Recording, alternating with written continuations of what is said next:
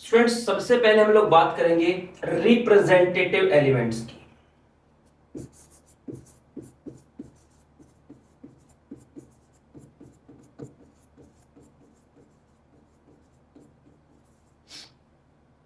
किन एलिमेंट्स को representative elements बोला जाता है?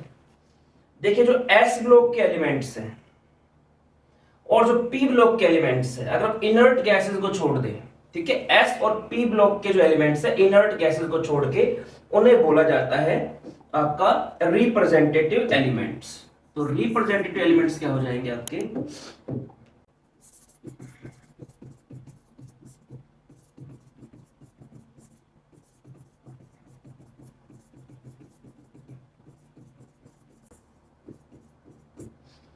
ठीक है, इन्हें बोलते हैं रिप्रेजेंटेटिव एलिमेंट्स। एक होते हैं टिपिकल एलिमेंट्स।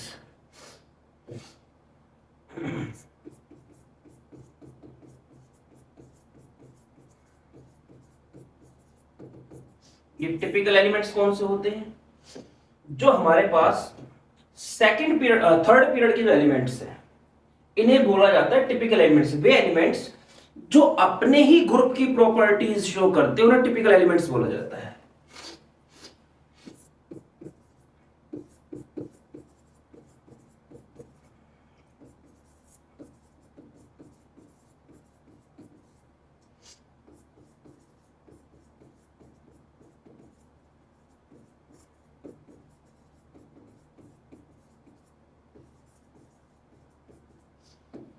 और इसमें कौन सा हमारा थर्ड पीरियड के एलिमेंट्स जो होते हैं, जैसे आपका sodium, magnesium, aluminium, silicon, phosphorus, sulphur, chlorine. Noble gas को इसमें आप नहीं लेंगे, ठीक है ना।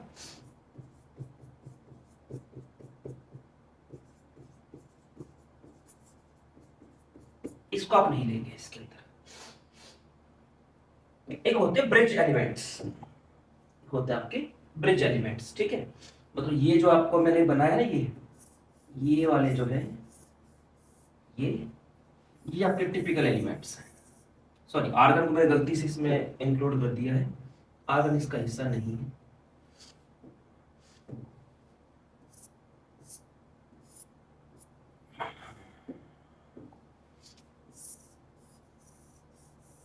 ये है आपका टिपिकल एलिमेंट्स।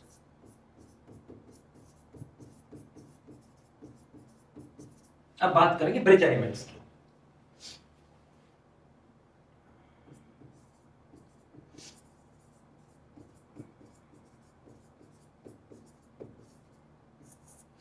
ये टर्म यूज की जाती है उन एलिमेंट्स के लिए जो एक से ज्यादा ग्रुप्स की प्रॉपर्टी शो करते हैं।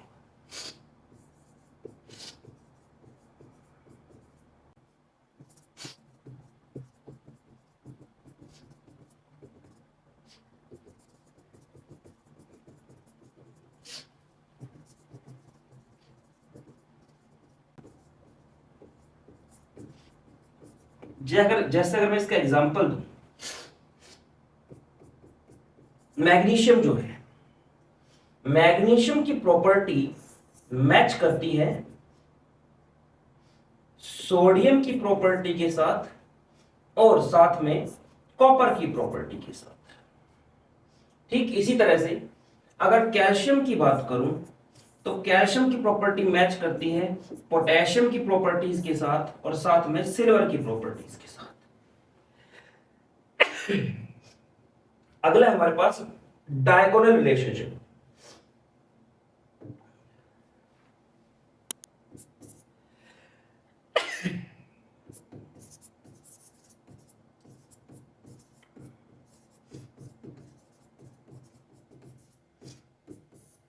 ये डायगोनल रिलेशनशिप क्या है? देखिए, सेकंड पीरियड के कुछ एलिमेंट्स अपने ग्रुप के एलिमेंट्स के साथ प्रॉपर्टी मैच नहीं करते, बल्कि अपने से नेक्स्ट ग्रुप के थर्ड पीरियड के एलिमेंट के साथ उनकी प्रॉपर्टीज रिजेंबल करती है। जैसे कि लिथियम जो है, इसकी प्रॉपर्टी मैच करती है मैग्नीशियम के साथ, बेरिलियम की एल्यूमिनियम से, बोरॉन की सिलिकॉन से। इसे बोला जाता है डायगोनल रिलेशनशिप। इसमें क्या होता है,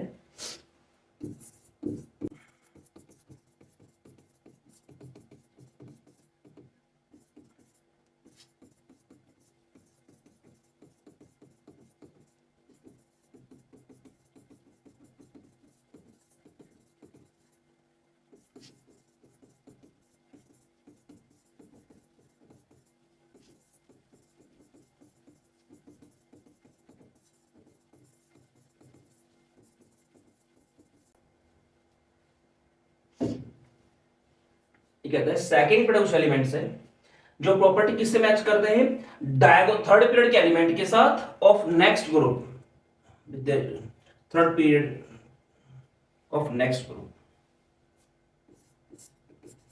of next group which are present diagonally forward, जो उनके मुकाबले उनसे क्या हो, डायगोनली फॉरवर्ड हो, ठीक है ना, आगे की तरफ हो। अच्छा, इसके पीछे रीजन क्या होता है, इसके पीछे रीजन होता है आयोनिक पोटेंशियल। अगर मुझे कोई आपसे पूछे इसके पीछे रीजन क्या है,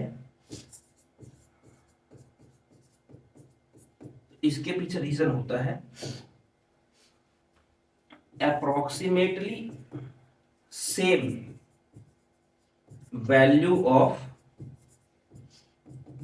आयोनिक पोटेंशियल। अभी आयोनिक पोटेंशियल क्या है,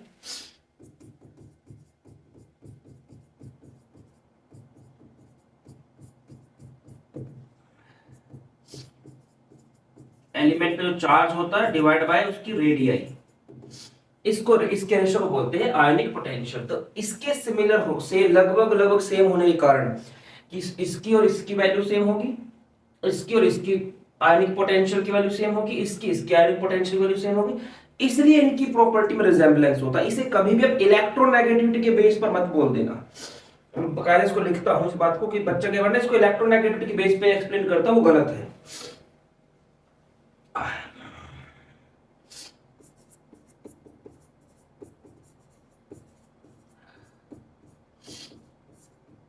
ये इलेक्ट्रोनेगेटिविटी का साइन होता है।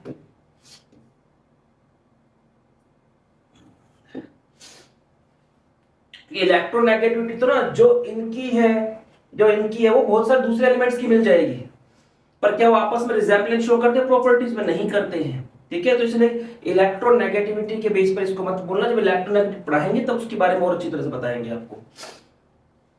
अच्छा, सेकंड पीरियड के एलिमेंट्स के बारे में एक बात ध्यान रखना, जो सेकंड पीरियड के एलिमेंट्स है ये वाले, इनका साइज जो होता है, सॉरी ये नहीं, सेकंड ऊपर वाला जो है, इनका साइज जो होता है काफी छोटा होता है। न्यूक्लियर चार्ज हाई होता है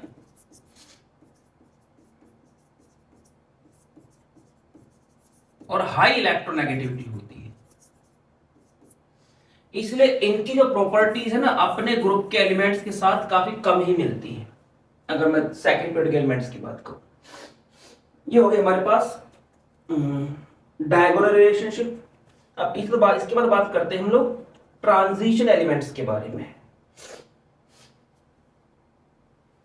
देखिए ट्रांजिशन एलिमेंट्स क्या होते हैं।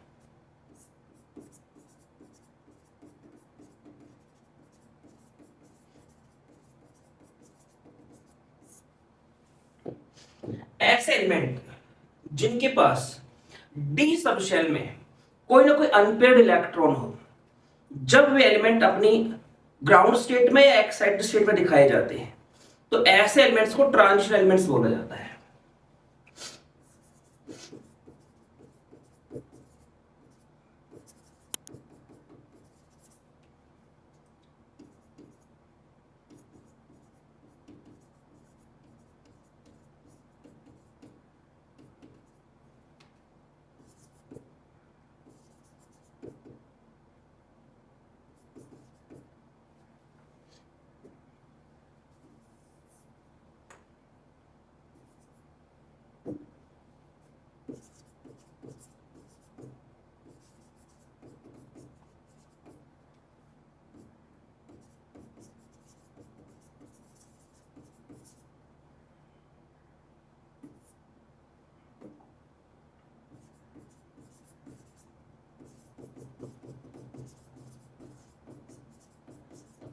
ठीक है, इन्हें बोला था ट्रांजिशन एलिमेंट्स।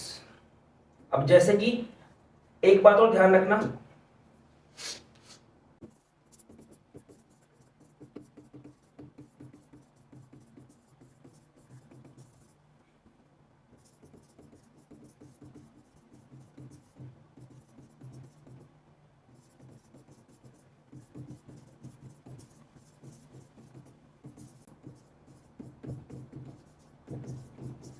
इसमें ये लिखा है कि सभी ट्रांजिशन एलिमेंट्स जो होते हैं वो डी ब्लॉक एलिमेंट्स होते हैं, लेकिन सभी D block elements transition elements नहीं होते हैं। जैसे कि आप यहां से और यहां तक ये जो 9 ग्रुप्स है, आप इनको ट्रांजिशन एलिमेंट्स बोल सकते हैं। पर जो ये इनका 10वां ग्रुप जो है डी ब्लॉक का, ये ट्रांजिशन एलिमेंट नहीं होता है। कारण क्या होता है, देखो जो जिंक है, जिंक की कॉन्फ़िगरेशन होती है आर्गन, उसके बाद 4s2 और 3d10, और जो Zn2+ इसकी मोस्ट कॉमन ऑक्सीडेशन स्टेट है, उसमें इसमें 4s0 और 3d10। डी में हमें पता है डी सबशेल में 10 इलेक्ट्रॉन आ सकते हैं, तो इसमें इसकी ग्राउंड स्टेट और एक्साइटेड स्टेट दोनों में ही क्या है, इसकी डी सबशेल पूरी भरी हुई है। जब पूरी भरी हुई है, इसमें कोई अनपेड इलेक्ट्रॉन नहीं है, तो इसलिए जिंक, कैडमियम और मरकरी ये तीनों ही ट्रांजिशन एलिमेंट्स नहीं होते हैं। लेकिन अगर मैं कॉपर, सिल्वर और गोल्ड की बात करूं, मैं अगर कॉपर, सिल्वर और गोल्ड की बात करूं, कॉपर प्लस और Cu2+, ये तीन ऑक्सीडेशन, ये दो ऑक्सीडेशन स्टेट में पाया जाता है और ये आपका न्यूट्रल भी है। इसकी कॉन्फ़िगरेशन क्या होती है, आर्गन के बाद आप लिखते हैं 4s1 3d10, जब +1 लिखते हैं। अब एक इलेक्ट्रॉन लूज करना तो कहां से निकलेगा, सबसे आउटर मोस्ट शेल में से। सबसे आउटर मोस्ट शेल कौन सी होगी, इसमें चार शेल दिख रही है, कॉन्फ़िगरेशन लिखी तो 1 भी आएगा, 2 भी आएगा, 3 भी आएगा, 4 भी आएगा, है ना। 1s 2s 3s 4s, तो सबसे बड़ा मैथ्स का नंबर क्या है, 4। मतलब सबसे बड़ी शेल कौन सी होगी, 4, तो वहां से इलेक्ट्रॉन आप निकालेंगे तो क्या आएगा, आर्गन 4s0 और 3d10। लेकिन जब 2+ करेंगे ना, Cu2+, देखो इन दोनों में d10 है, लेकिन इसमें क्या होता है Cu2+ में 4s0 और 3d9। d9 का मतलब क्या है, इसके पास एक अनपेड इलेक्ट्रॉन आ चुका है डी सब शेल में, ये आ गया अनपेड इलेक्ट्रॉन, तो इसलिए ये क्या होगा, कॉपर, सिल्वर और गोल्ड क्या आ जाएंगे, आपके ट्रांजिशन एलिमेंट्स कहलाएंगे। ठीक है, एक होते हैं इनर ट्रांजिशन एलिमेंट्स, जो F ब्लॉक के एलिमेंट्स हैं, जो आपके F ब्लॉक के एलिमेंट्स हैं, इन्हीं को बोला जाता है inner transition elements. Inner transition elements, transition elements जो होते हैं ना, इनमें पेनल्टीमेट शेल को भरा जाता है। देखो जो S और P ब्लॉक के जो इलेक्ट्रॉन एलिमेंट है, S के और P के, इनमें क्या होता है, जो आपकी सबसे बाहरी शेल होती है, आउटर मोस्ट शेल, उसके इलेक्ट्रॉन को भरा जाता है, मतलब उसमें इलेक्ट्रॉन्स को भरा जाता है आउटर मोस्ट शेल में।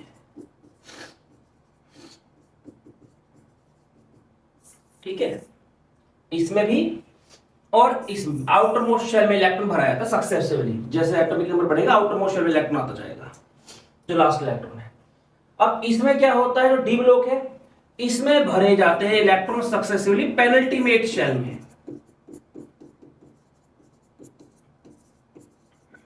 पेनल्टीमेट शेल का मतलब होता है सेकंड लास्ट शेल, लास्ट नहीं उससे पहले वाली। ठीक है ना, जैसे आप देखेंगे ना, फोर्थ शेल सबसे लास्ट है, लेकिन इलेक्ट्रॉन जब आप एटॉमिक नंबर लेके जाएंगे, इस समय 4s2 तो होता ही है, ये क्या होता है 31 32 33 इस तरह से चलता है, 36 37 38 इस तरह से।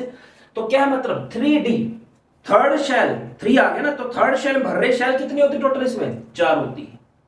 तो फोर्थ में ना भर के, मतलब लास्ट वाले में ना भर के, उससे पहले वाली सेकंड लास्ट में भरते हैं, इसे बोलते हैं पेनल्टीमेट शेल में इलेक्ट्रॉन भरते हैं। एफ ब्लॉक एलिमेंट्स की अगर बात करें तो इसमें क्या होता है, इसमें सक्सेसिवली आप इलेक्ट्रॉन भरते हैं एंटी पेनल्टीमेट शेल में।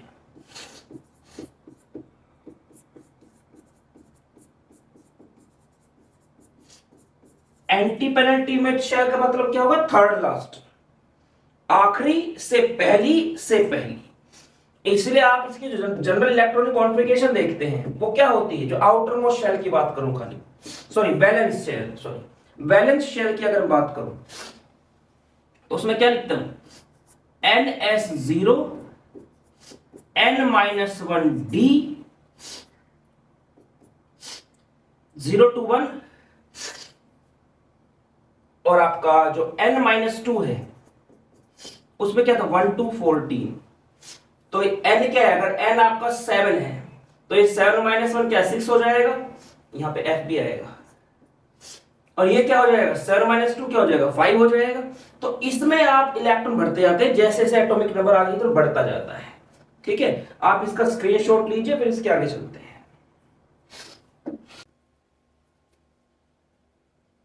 देखिए students, effective nuclear charge,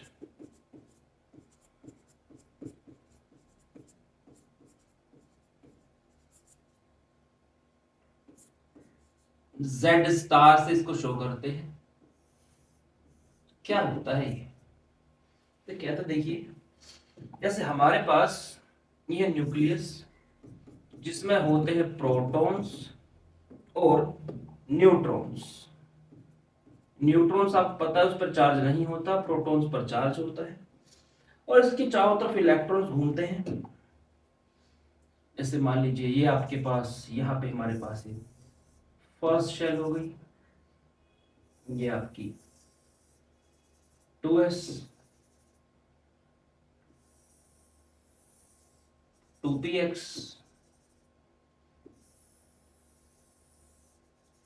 2py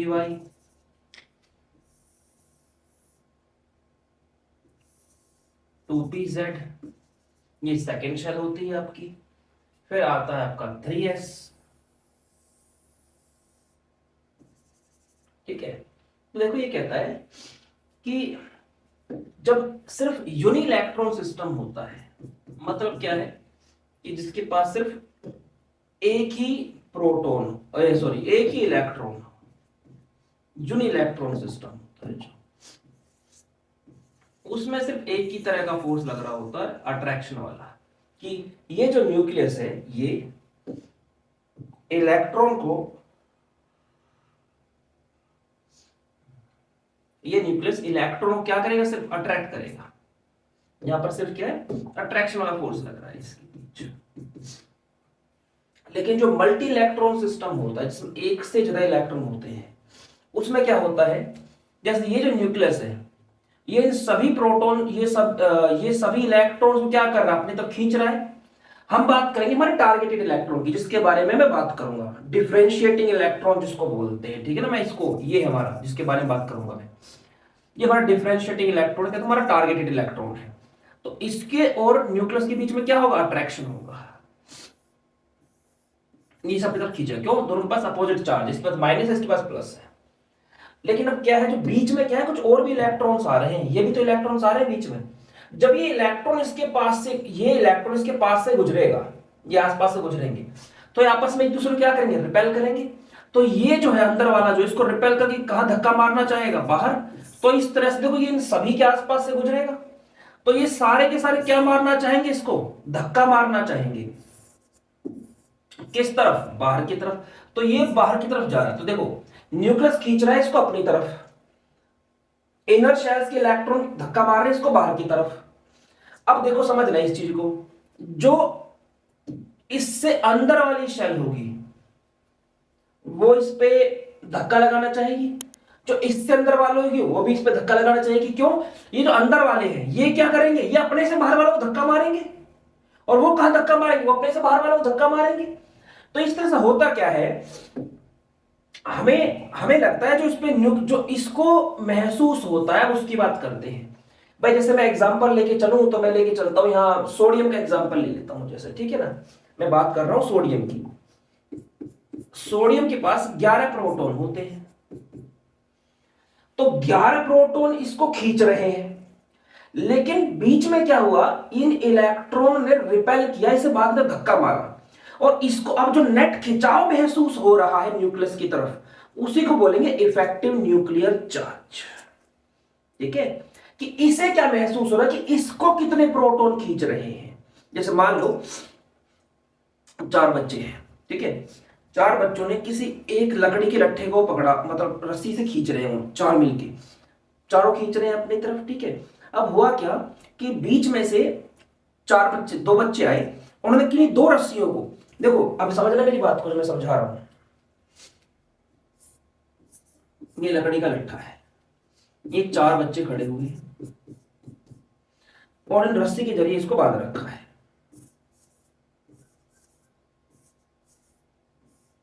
ठीक है, ये अपनी तरफ खींच रहे हैं इसको। ठीक है, चारों का, बीच में कोई रोक टोक नहीं है। अब अगर कोई दो बच्चे आए और ये सिर्फ क्या करें, ये इसको थोड़ा बाहर की तो धक्का मारने लग जाए। ठीक है, तो अब जो इस पे नेट खिंचाव आ रहा होगा इस तरफ, क्या वो चारों बच्चों का महसूस कर रहा होगा? नहीं ना, उसमें से कुछ खिंचाव जो है वो इन बच्चों ने जो धक्का दिया है उससे क्या हो गया, कैंसिल आउट हो गया, और नेट रिजल्ट क्या रहेगा, इस लट्ठे पे चार बच्चों का खिंचाव इसको महसूस नहीं हो रहा होगा, बल्कि उससे कम का हो रहा होगा। ठीक है, ऐसा यहां पर है। तो ये जो बीच में इसे धक्का मारा गया है बाहर की तरफ, इसी को हम बोलते हैं स्लैटर कांस्टेंट, या कुछ लोग इसको स्क्रीनिंग कांस्टेंट भी बोलते हैं या शील्डिंग कांस्टेंट भी बोलते हैं। ठीक है, तो इसके लिए फॉर्मूला जो बनता है वो ये बनता है कि effective nuclear charge is equals to nuclear charge minus Slater constant. कुछ लोग इसको सिग्मा से भी शो करते हैं, कुछ बुक्स कुछ एस से भी शो करते हैं, मैं यहां पे एस से इसको शो कर रहा हूं। इसमें ये होता है आपका नंबर ऑफ प्रोटॉन्स, कि कितने प्रोटॉन है जिस एलिमेंट की बात कर रहे हो, या कह लो क्या है उसका एटॉमिक नंबर।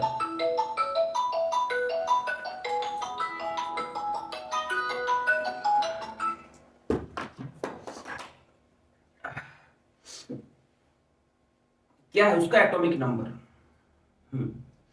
और एटॉमिक नंबर।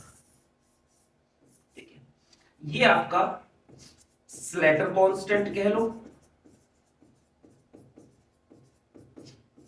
स्क्रीनिंग कांस्टेंट कह लो,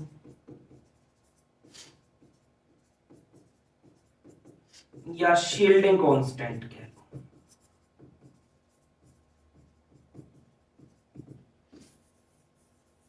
और Z स्टार को क्या बोलते हैं, इफेक्टिव न्यूक्लियर चार्ज।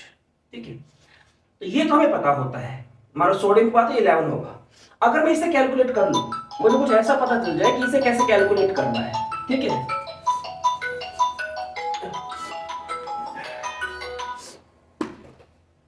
मुझे ऐसा पता चल जाए कि इसे कैसे कैलकुलेट करना है, तो मैं इफेक्टिव न्यूक्लियर चार्ज को निकाल सकता हूं। अब मैं थोड़ा सा रूल बताऊंगा कैसे स्लैटर कांस्टेंट को निकाला जाता है। अब आप कहीं क्या सिलेबस में है? हाँ, ये सिलेबस में है। स्लैटर कांस्टेंट निकालना सिलेबस में नहीं है, लेकिन आप जो बहुत सारी क्रैमिंग करते हो ना, रट्टा मारते हो, जिसके पीछे आपको रीजन नहीं पता होता कि ऐसा हो क्यों रहा है, वो सारी चीजें सिलेबस में है। तो उसको समझने के लिए ये आना जरूरी है। वो कैसे, मैं समझाऊंगा आप लोगों को। देखिए, कुछ अलग अलग रूल्स इसके लिए लिखे गए, कुछ अलग अलग बुक्स में। मैं जो सबसे सिंपल रूल है जिसमें, क्योंकि हम मुझे इसमें डेप्थ में नहीं घुसना है, बोझ नहीं इफेक्टिव न्यूक्लियर चार्ज में, मुझे तो बस थोड़ा सा इसके बेस पर जो चीजें एक्सप्लेन की जा सकती है उनके बारे में बताना है। ठीक है, देखिए तो कैसे इसको निकाल सकते हैं। स्लैटर रूल जो है,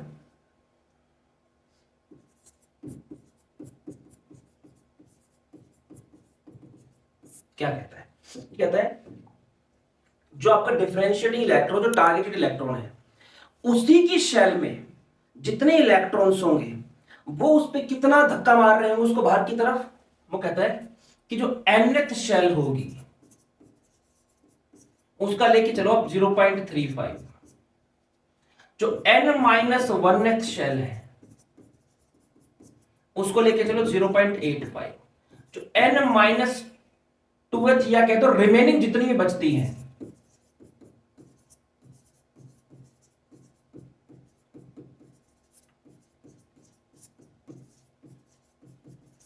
उन सब का आ जाएगा 1। लेकिन अगर सिर्फ 1s की बात होगी ना, सिर्फ 1s की, अकेला 1s, ऊपर कोई कॉन्फ़िगरेशन नहीं जा रही है, तो उसके लिए आप 0.30 लेके चलते हैं। ठीक है, 0.35 की जगह nth शेल में। तो देखो अब जरा बात करते हैं, जो ये लिखा है मैंने इसको समझाता हूं। मैं सोडियम की बात करता हूं, जैसे सोडियम जो है उसका इफेक्टिव न्यूक्लियर चार्ज निकालते हैं।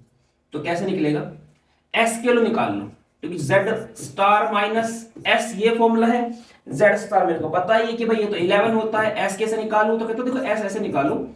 nth शेल, किस तरह से nth शेल, कहते भाई कॉन्फ़िगरेशन लिख लो इसकी, 1s 2s, 2p और 3s। इसमें 1 है, इसमें 6 है, इसमें 2 है, इसमें 2 है। इस तरह से इसमें क्या करते हैं, कहते हैं s और p जो होते हैं ना, एक ही शेल के s और p जो सब शेल्स होती है उनको एक साथ ब्रैकेट में दिखाओ, ठीक है। लेकिन d हो या f हो तो उनको अलग अलग ही दिखाना होता है। तो जो nth शेल, nth मतलब सबसे आउटर मोस्ट शेल, ये उसके ये मेरा टारगेटेड इलेक्ट्रॉन है ये, तो ये अपने ऊपर थोड़ा रिपल्शन मारेगा। और इस थर्ड शेल में इसके अलावा कौन है, कोई नहीं है। तो मैं क्या लिखूंगा कि हमारे पास जो nth शेल है उसमें कितने, 0 इलेक्ट्रॉन, मतलब 0.35 into number of electrons in third shell,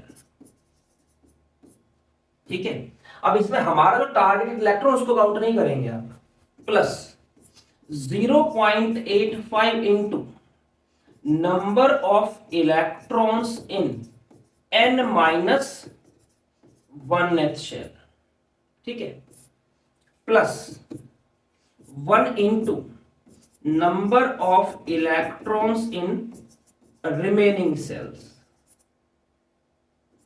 remaining shell. तो कैसे निकालूंगा भाई, 0.35 इंटू थर्ड शेल में कितना है, 0 है। 0 मतलब क्या, अब देखो इसमें n माइनस 1 का मतलब क्या हो जाएगा, मैं सेकंड लिख सकता हूं ना, n क्या मेरा थर्ड शेल, यहां सेकंड लिख सकता हूं, और यहां पे क्या लिख सकता हूं, फर्स्ट शेल लिख सकता हूं, यहां पे लिख सकता हूं मैं सेकंड शेल, और यहां लिख सकता हूं मैं फर्स्ट शेल। तो क्या आएगा 0.35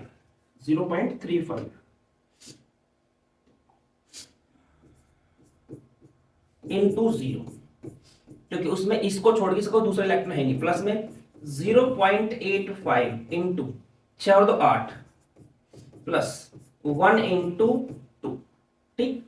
तो सोल्व करके आ गया तो 0 हो गया। ये कितना हो गया आपका, 8 पंजे 40, 0, 8 2 64 और 4 68, तो 6.8 प्लस 2 कितना आ गया मेरे पास, 8.8 आ गया, ठीक है जी। ये क्या आ गया, S आ गया। तो Z स्टार क्या आ गया, Z स्टार आ गया 11 माइनस 8.8, कितना बचेगा अभी आपका, अब बचा आपका ये 2.2। मतलब ये है इसके पास प्रोटॉन तो थे 11 प्रोटॉन, लेकिन इसको कितना महसूस हो रहा है कि कितने प्रोटॉन खींच रहे हैं इसको अपनी तरफ, सिर्फ 2.2 प्रोटॉन खींच रहे हैं, ठीक है। एवरेज है ये, एवरेज निकल गई इस तरह से। तो लगभग 2 प्रोटॉन इसको खींच रहे, बाकी सारा का सारा जो अट्रैक्शन था वो बीच में इन इलेक्ट्रॉनों के रिपल्शन के द्वारा क्या कर दिया गया, कैंसिल आउट कर दिया गया, ठीक है जी। निकाल लिया, इससे हमें क्या सीखने को मिलेगा, अब चलते हैं उसकी तरफ कि आपको सीखने के लिए क्या मिलेगा इससे। स्क्रीनशॉट ले लो आप इसको। तो स्टूडेंट्स देखिए, ये है इफेक्टिव न्यूक्लियर चार्ज का वेरिएशन एक पीरियड में और ग्रुप में। अगर आप जनरली इसको देखें तो इफेक्टिव न्यूक्लियर चार्ज लेफ्ट से राइट पीरियड में क्या इंक्रीज कर रहा है, टॉप टू बॉटम भी क्या कर रहा है, ये जनरली इंक्रीज करता है।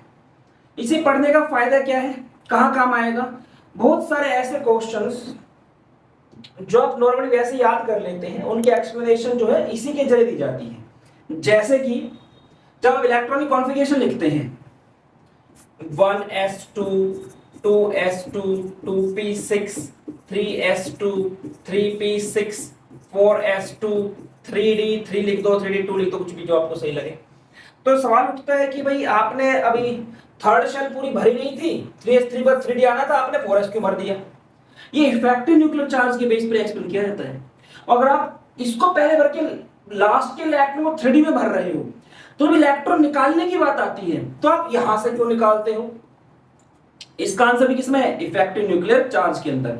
इसके अलावा जो आपका एटॉमिक रेडियाई का वेरिएशन होता है एक पीरियड में, जनरली जो लेफ्ट टू राइट डिक्रीज करते रेडियाई या ग्रुप में जो उसका वेरिएशन आता है, वो सब भी क्या इसके बेस पर ही एक्सप्लेन किया जाता है। कटायनिक रेडियाई एटॉमिक रेडियाई से छोटी क्यों होती है, अनायनिक रेडियाई एटॉमिक रेडियाई से बड़ी क्यों होती है, ये सारी एक्सप्लेनेशन जो इफेक्टिव न्यूक्लियर चार्ज के बेस पर ही की जाती है। तो इसीलिए ये जो टॉपिक है ये काफी इंपॉर्टेंट है। ये सब हम डिस्कस करेंगे जैसे जैसे हमारी यूनिट जो है वो आगे बढ़ती रहेगी। फिलहाल के लिए इस लेक्चर में इतना ही। जितना हो सकता है आप ज्ञान बटोरते रहिए। कोई डाउट है तो कमेंट बॉक्स में आप लिख सकते हैं। अपने टीचर्स का सम्मान कीजिए। मिलते हैं नेक्स्ट लेक्चर में।